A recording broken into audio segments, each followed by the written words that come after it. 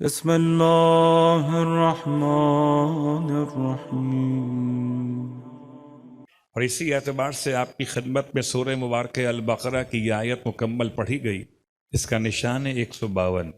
مالک دو جہاں خالق ارض و سما نے اس آیت میں دو ہی پیغامات دیے ہیں، ایک ذکر ہے اور دوسرا شکر ہے۔ ذکر اور ہے اور شکر اور ہے۔ جو ذاکر ہے وہی تو شاکر ہے۔ بھلا کب کہاں کوئی کافر ذاکر ہے، کب کوئی کہاں ذاکر کافر ہے؟ تو ذکر بھی وہی کرتا جسے شکر کی توفیق مل رہی ہو، اس لیے کہ ایک ہی آیت میں خدا نے سب کو جمع کیا ہے۔ فَاذْكُرُونِی اذکرکم، بس تم مجھے یاد کرو میں تمہیں یاد کروں گا۔ سوچئے کہاں ہم خدا کو یاد کریں اور کہاں خدا ہمیں یاد کرے گا؟ تو یہ یاد کا ترجمہ کیا ہو سکتا ہے؟ ذکر کا ایک مطلب تو یاد، اور یاد وہ کرتا ہے اس کے بھول جانے کا مسئلہ ہو۔ اس سے آپ مجھ سے کہتے ہیں کربلا جائیے تو بھول مت جائیے گا، یاد رکھیے گا۔ تو یاد رکھنے کی بات وہاں ہوتی ہے جہاں بھول جانے کا مسئلہ ہو۔ تو پروردگار نے انسان کو سمجھایا بھول نہ جانا، تم مجھے یاد رکھو گے اپنی محفل میں تمہیں یاد رکھوں گا اپنی محفل میں۔ تمہاری محفل تم جیسوں کی ہے، میری محفل مجھ جیسوں کی ہے۔ تمہاری محفل زمین پر ہے، میری محفل عرش اولا پر ہے۔ تو تم مجھے یہاں یاد کرو، میں تمہیں وہاں یاد کروں گا۔ ذکر کی تین اقسام ہیں، ایک ذکر لفظی ہے، ایک ذکر عملی ہے، اور ایک ذکر قلبی ہے۔ یا کوئی انسان یاد کرے زبان سے، ذکر لفظی کو آسان کر دوں آپ کی خدمت میں کہ ایک ہے اسم خدا اور ایک ہے ذکر خدا۔ بعض نادان لوگ سمجھتے ہیں کہ اسم خدا ہی ذکر خدا ہے، حالانکہ اسم خدا اور ہے اور ذکر خدا اور ہے۔ کیا مطلب ہے؟ اسم خدا کا مطلب خدا خدا خدا کرنا، ذکر خدا کا مطلب خدا والوں سے خدا کو یاد کر لینا۔ کبھی اس معصیت کو چھوڑ کے اطاعت کرنا، یہ بھی ذکر خدا ہے۔ کبھی واجبات کے ساتھ مستحبات کو انجام دینا، یہ بھی ذکر خدا ہے۔ اور کچھ نہ صحیح مصلی پر بیٹھ کر خدا کی عبادت کے ساتھ ذکر خدا تسبیح ہے۔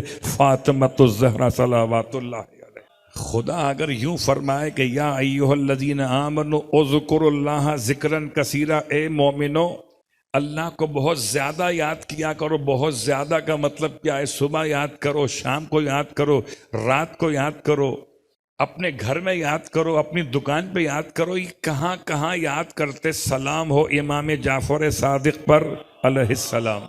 آپ نے مشکل آسان کر دی، فرمایا اس آیت میں خدا نے ذکر کثیر مراد لیا ہے۔ تو ذکر کثیر ہو نہیں سکتا جب تک کہ در کوثر نہ ملے۔ کثیر کا تعلق قلیل سے کہاں ہو سکتا ہے؟ کثیر کا تعلق کوثر ہی سے تو ہوگا، تکاثر سے نہیں ہے۔ تکاثر اور ہے، کوثر اور ہے۔ یہاں بھی تولا تبرہ دونوں ساتھ ساتھ ہیں۔ اگر مال کے جمع کرنے کا شوق ہو جائے تو تکاثر ہو جاتا ہے، اگر ولایت کے جمع کرنے کا شوق ہو تو کوثر ہو جاتا ہے۔ تو لفظ کثیر کو کوثر سے پوچھئے۔ امام اشاعت فرماتے ہیں کہ نماز واجب کے بعد تسبیح سیدہ فاطمۃ الزہرا صلوات اللہ علیہا کی تلاوت کر۔ بھئی یاد رکھیے، یہ طریقہ آپ کے علم میں محفوظ ہے کہ 100 مرتبہ ذکر خدا ہے اسم خدا کے ساتھ۔ یہ اسم خدا کہاں سے ملا ہے؟ یہ اسم خدا اسم فاطمہ سے ملا ہے۔ اسم فاطمہ اسم محمد مصطفیٰ سے ملا ہے۔ تو تلاش کرتے ہوئے چلیں تو بات سمجھ میں آ جائے گی کہ اسم خدا سے ذکر خدا تک کا سفر ہے۔ 100 مرتبہ خدا کا نام لیا۔ کیسے نام لیا؟ اس کی صفات کے لحاظ سے لیا۔ کبھی اللہ کو اکبر کہا تو 34 مرتبہ پڑھا، کبھی اللہ کے لیے حمد کو بیان کیا 33 مرتبہ پڑھا۔ یہ کم کیوں کر دیا؟ راؤنڈ فگر کیوں نہیں ہے؟ کبھی خدا کا نام لیا سبحان کے ساتھ تو 33 مرتبہ پڑھا۔ یہ فیگر کون بتا گیا؟ یہ فیگر وہ بتا گیا جو کائنات کی فیگر بتانے والا ہے۔ میں اس کو آسان کر لیتا ہوں، آج تو ڈیجیٹل کا عنوان دور ہے ڈیجیٹل مارکیٹنگ کا، اور بغیر نمبرنگ کے تو کچھ ہوتا ہی نہیں ہے۔ اب تو اسکین کر کے بھی آپ اپنے مطلوبہ شے کے عنوان سے معلومات حاصل کر لیتے ہیں، نمبر کا سارا دخل ہے۔ قبلہ میں کیا کروں، مجھے روک لیا ایئرپورٹ پر کہ آپ کے پاسپورٹ پہ جو نمبر ہے ویزے میں اس کے ایک نمبر کے ڈیجٹ کا فرق آ گیا ہے۔ بھائی نمبر سے بدلنے سے کیا ہوتا ہے، میں تو وہی ہوں نا، کہ نمبر بھی سیم چاہیے۔ تو اگر یہاں کے ایئرپورٹ پر روک لیا جائے تو خدا اعمال کو اس ایئرپورٹ پہ روک لے گا۔ جیسے سیدہ نے کہا تھا ویسے پڑھ کر آئے ہو، صلوات پڑھے محمد و آل محمد پر۔ اور چھوٹی اس میں سراؤ سن لیجئے، اب آپ تو بہت مسائل کا شکار رہتے ہیں، کراچی والے ہیں نا، تو بار بار کراچی کے مسائل ممبر سے بیان کیے جاتے ہیں۔ میرا عنوان کراچی کے مسائل بیان کرنا نہیں ہے، لیکن کبھی ایسا ہو سکتا ہے کہ پانی کا مسئلہ ہو جائے اور پانی کے لیے آپ چاہیں کہ بورنگ کروائیں، تو فیگر کے بڑے مسائل ہیں۔ کس علاقے پانی میٹھا ملے گا، کہاں تک پانی میٹھا ہے، اور کتنے گہرائی میں جانے کے بعد ملے گا۔ تو جیسے گہرائی میں جانے کے بعد پانی کی تلاش ہے، ایسے ذکر خدا میں ثواب کی تلاش ہے۔ فاطمہ سے بہتر گہرائی ذکر خدا کون جان سکتا تھا؟ ایک تسبیح دے دی، ذکر خدا کا خزانہ دے دیا، تو نماز کے بعد پڑھیں تو انداز الگ ہے۔ اور کہہ رہیے گا اگر کبھی ذکر کی ترتیب میں فرق ہو جائے تو یہ کینسل کر دیجیے گا، ثواب الگ سے ملے، گھبرائیے نہیں، یہ کینسل ثواب میں نہیں ہوگی، تسبیح کے عنوان سے کینسل ہو جائے گی۔ یعنی اگر آپ نے اللہ اکبر پڑھ دیا 35 مرتبہ تو یہ ذکر مطلق ہو گیا، ذکر تسبیح کے بجائے، اس کا ثواب الگ ملے گا۔ مگر تول کے نظام بتایا گیا امام کی روایت میں، اس میں آپ کو 34 مرتبہ ہی پڑھنا پڑے گا۔ بات واضح ہو رہی ہے؟ چلیے اس کو اور آسان کر دوں، کبھی رکوع و سجود میں اگر آپ ذکر خدا پڑھنا چاہیں تو یاد رکھیے گا کہ ایک مرتبہ یا تو سبحان ربی العظیم و بحمدہ، ایک یا 3 یا 5 یا 7۔ اگر آپ نے نمبرز کو آؤٹ کیا، آپ نے 2 بار پڑھ لیا سبحان ربی العظیم و بحمدہ، تو ایک مرتبہ ذکر مطلق ہو گیا، ایک مرتبہ ذکر رکوع ہو گیا۔ آپ نے سجدے میں ایسا کر لیا کہ سبحان اللہ سبحان اللہ سبحان اللہ، 3 یا 5 یا 7 یا 9، آپ نے 4 بار پڑھ لیا تو 3 مرتبہ ذکر سجدہ ہو گیا، ایک مرتبہ ذکر مطلق ہو گیا۔ اس کا ثواب الگ ہے، اس کا حساب الگ ہے۔ میں فقہی مسئلہ بھی بیان کر گیا۔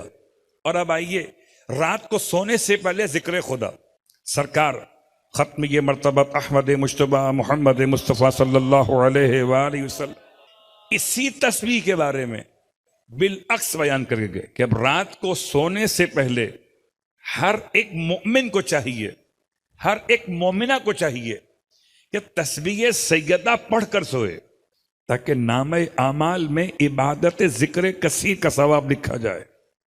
کیا کرے کہ پہلے سبحان اللہ پڑھے 33 مرتبہ، پھر پڑھے الحمدللہ 33 مرتبہ، آخر میں پڑھے اللہ اکبر 34 مرتبہ۔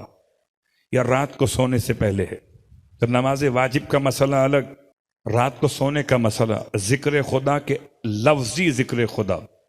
اور اب آئیے اسی ذکر خدا کو سمجھاتے ہوئے دوسری منزل ہے کہ ذکر لفظی، ذکر لسانی کے بعد ذکر قلبی، کوئی دل سے ذکر خدا کرے۔ ہو سکتا ہے زبان سے کچھ نہ کہے، قسم خدا، ورنہ گونگے انسان کیسے ذکر خدا کرتے؟ ارے شکم مادر میں بچہ ذکر خدا کیسے کرتا؟ اللہ اکبر، کوئی اور کرے نہ کرے، مگر یہ تو بالکل واضح ہے کہ جس کو خدا اپنا بناتا ہے وہ شکم مادر میں ہو تب بھی ولی رہتا ہے، شکم کعبہ میں ہو تب بھی ولی رہتا ہے، دوش محمد پر ہو تب بھی ولی علی رہتا ہے۔ تو ایک ذکر لسانی ہے، ایک ذکر قلبی ہے، دل سے خدا کو یاد کرنا۔ اور دل کی تفصیل میں جاؤں گا نہیں، دل کو تو آپ مجھ سے بہتر جانتے ہیں۔ قبلہ اگر کوئی گھر میں چائے بنا کے دے بغیر دل کے تو آپ کہتے ہیں یا تو اس میں چینی زیادہ ہو گئی یا دودھ کم ہو گیا یا پتی زیادہ پکا دی گئی، تو آپ پلٹ کے کہتے ہیں دل سے بنائی ہوتی. تو پتہ چلا بیلنس کرنا، ذائقے کا آ جانا، اس کا تعلق دل سے ہے.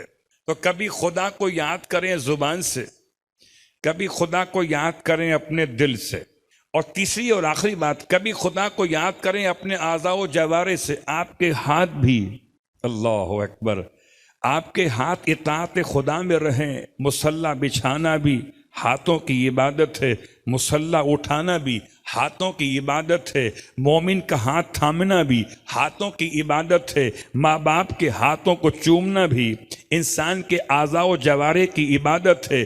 تو اعضاء و جوارح سے ذکر خدا کرنا، یہ تمام کے تمام ذکر خدا کی 3 منزلیں مکمل ہو رہی ہیں. بھائیے، ان تینوں کو آسان کرتے ہوئے ابھی مجھ سے پہلے جو منقبت خوانی کر رہے تھے، سبحان اللہ، کیا وجاہت ہے کہ نام میں وجاہت ایسی سمٹ کر آ گئی ہے کہ کلام بھی خوبصورت تھا اور شخصیت بھی. وجی صلوات پڑھے محمد و آل محمد. ان تینوں جملوں کو استعمال کیا. اب مشہور روایت پڑھ رہا ہوں آپ کی خدمت میں تاکہ مسئلہ آسان ہو جائے. اللہ کے رسول کے گھر کا واقعہ ہو کہ اللہ کے رسول سے ملنے کے لیے آئے ہیں اور اپنی بیٹی سے ملاقات کرنے آئے ہیں. حضرت عائشہ کے والد گرامی ہیں حضرت ابوبکر، اور اب آنے کے بعد ان کی شخصیت آپ سب جانتے ہیں کہ ملاقات بیٹی سے کر رہے ہیں، اور اتفاق سے اس وقت گھر میں موجود ہیں اللہ کے رسول کے امیر المومنین بھی. تو ملاقات بیٹی سے کر رہے ہیں اور چہرہ علی کی طرف ہے. ایک آدھ دفعہ تو حضرت عائشہ نے اس بات کو محسوس کیا، سوال نہیں کیا. جب یہ بات کچھ طویل ہو گئی تو فرمایا اپنے بابا سے کہ بابا کیا بات ہے، آپ مجھ سے ملنے آئے ہیں، بات مجھ سے کر رہے ہیں. اور دیکھتے علی کے چہرے کو تو ارشاد فرمایا انہوں نے کہ میں اللہ کے رسول کی حدیث پہ عمل کر رہا ہوں. کون سی حدیث پہ عمل کر رہے ہیں بابا بتائیے؟ کہ اللہ کے رسول نے فرمایا النظر الی وجہ علی ابن ابی طالب عبادت. علی ابن ابی طالب کے چہرے پر نگاہ کرنا عبادت ہے. 4 چیزوں پر نگاہ کرنا عبادت ہے. ان میں سے پہلی بات تو آپ کے سامنے آ گئی. دوسری بات خانہ خدا کو دیکھنا عبادت ہے. تیسری بات کلام خدا کو دیکھنا عبادت ہے. چوتھی بات اپنے ماں باپ کے چہرے کو دیکھنا عبادت ہے. تو اپنے گھر میں رہیں تو ماں باپ کے چہرے کو دیکھنا، یہ بھی روایت اللہ کے رسول کی حضرت ابو ذر بیان کر رہے ہیں. بیٹھے ہیں خانہ کعبہ کے صحن میں، مسجد حرام میں، کبھی کعبے کو دیکھتے کبھی مولود کعبہ کو دیکھتے. لوگ منتظر ہیں کہ ابو ذر کوئی حدیث سناؤ. ابو ذر مستقل دیکھ رہے ہیں. پوچھا کیا کر رہے ہیں؟ کہا عبادت خدا کر رہا ہو. کتنا حسین منظر تھا جب کعبے کے ساتھ متصل پیغمبر کا وجود تھا اور پیغمبر کے دوش پر کھڑے ہو کر بتوں کو توڑ رہے تھے تو کعبہ بھی ساتھ تھا اور مولود کعبہ بھی ساتھ تھا. اور کیا کہنے، اگر قرآن کی زیارت بھی عبادت ہو تو قرآن ساتھ ہو، علی ساتھ ہو، کعبہ ساتھ میں ہو، سب سمجھ میں آ گیا. لیکن عجیب بات ہے، والدین کو دیکھنا عبادت، اس پہ کوئی سوال نہیں ہے. جب بات امیر المومنین کی آئی تو سوال آ گیا. اتنا سا جواب ہے، والدین کو دیکھ کر عبادت خدا ہو سکتی ہے. اگر کعبے کو دیکھ کر عبادت خدا ہو سکتی ہے، اگر کتاب خدا کو دیکھ کر عبادت خدا ہو سکتی ہے، تو ولی خدا کو دیکھ کر عبادت خدا کیوں نہیں ہو سکتی؟ کتاب سمجھ میں آ گئی، گھر سمجھ میں آ گیا، اماں ابا سمجھ میں آ گئے، علی سمجھ میں کب آئیں گے؟ صلوات پڑھے محمد و آل محمد. تو اب جب اللہ کے رسول کی خدمت میں جناب عائشہ پہنچیں تو ان سے سوال کیا کہ یا رسول اللہ، آپ نے فرمایا کہ النظر الی وجہ علی ابن ابی طالب عبادت. فرمایا جی، یہ حدیث ہماری ہے کہ علی کے چہرے پہ نگاہ کرنا عبادت. تو سوال فرمانے لگی یا رسول اللہ، عبادت تو ایسی ہونی چاہیے نا جو ہر دور میں مستقل رہے. ایسی عبادت کیسے ہو جو کبھی ہو اور کبھی نہ ہو؟ کیا مطلب؟ کہ جب تک علی حیات رہیں گے یہ عبادت ہوتی رہے گی، اور جب علی حیات نہ رہیں گے تو یہ عبادت کیسے ہوگی؟ آپ مسکرائے، فرمایا پریشان نہ ہوئیے، اس کا بھی انتظام کر دیا ہے۔ کیا مطلب یا رسول اللہ؟ کا ذکر و علی عبادہ، علی کا ذکر بھی عبادت ہے۔